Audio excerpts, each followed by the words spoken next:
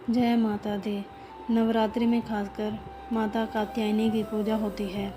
छठ पर्व के दौरान भी माँ कात्यायनी की पूजा का विधान है। कात्यायनी को माँ दुर्गा का एक ऐसा रूप माना जाता है। आओ जानते हैं माँ कात्यायनी के बारे में 7 खास बातें। माँ दुर्गा की छठी विभूति है माँ कात्यायनी। शास्त्रों के अनुसार जो भक्त दुर्गा माँ की छठी विभूति माँ कात्यायनी की आराधना करते हैं, माँ की कृपा उन पर सदैव बनी रहती है।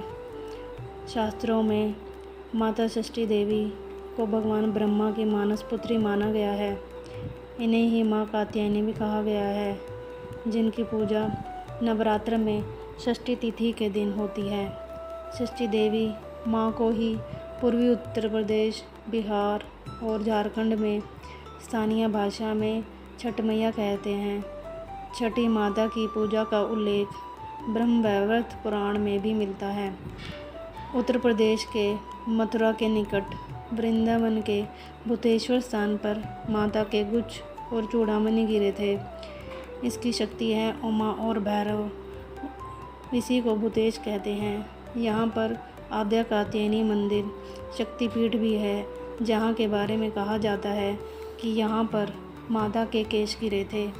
वृंदावन स्थित श्री कात्यायनी पीठ ज्ञात 51 पीठों में से एक अत्यंत प्राचीन सिद्ध पीठ है।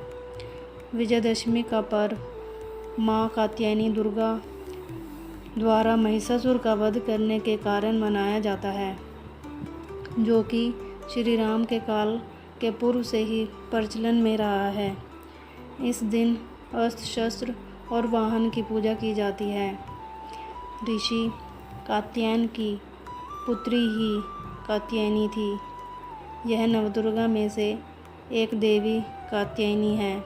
कात्यायन ऋषि को विश्वामित्र वंशीय कहा गया है। स्कंद पुराण के नागरखंड में कात्यायन को याज्ञवल्क्य का पुत्र बतलाया गया है। उन्होंने श्रोत सूत्र और ग्रह सूत्र आदि की रचना की थी। कहते हैं सिद्ध संत श्री श्यामाचरण लाहिड़ी जी महाराज के शिष्य योगी 1000 श्रीयुत स्वामी केशवानंद ब्रह्मचारी महाराज ने अपनी कठोर साधना के द्वारा भगवती के प्रत्यक्ष आदेशानुसार इस लुप्त स्थान पर स्थित इस श्री कात्यायनी शक्तिपीठ, जो राधाबाग वृंदावन नामक पावनतम पवित्र स्थान पर स्थित है, का पुनर्निर्माण करवाया था।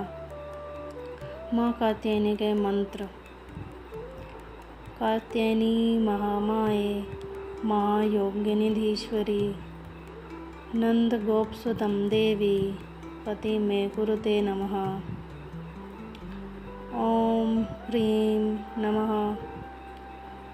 ओम देवी कात्यायनै नमः। देवी कात्यायनी की कथा। रंबासुर का पुत्र था महिषासुर, जो अत्यंत शक्तिशाली था। उसने कठिन तप किया था। ब्रह्मा जी ने प्रकट होकर कहा, वत्स, एक मृत्यु को छोड़कर सब कुछ मांग लो। महिषासुर ने बहुत सोचा और फिर कहा, ठीक है प्रभो, देवता, असुर और मानव किसी से मेरी मृत्यु न हो। किसी स्त्री के हाथ से ही मेरी मृत्यु निश्चित करने की कृपा करें। ब्रह्मा जी एवमस्तु कहकर अपने लोक को चले गए। वर प्राप्त करने के बाद उसने तीनों लोकों पर अपना अधिकार जमा लिया। जय माता दी। त्रिलोकाधिपति बन गया। तब भगवान विष्णु ने सभी देवताओं के साथ मिलकर सबकी आदि कारण भगवती महाशक्ति की आराधना की।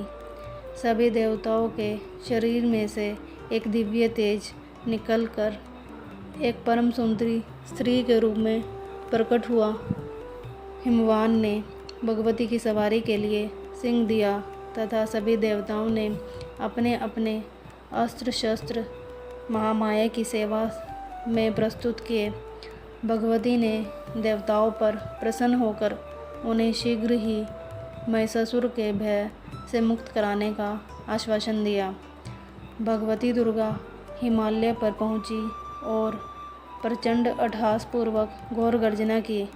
महिषासुर के असुरों के साथ उनका भयंकर युद्ध छिड़ गया।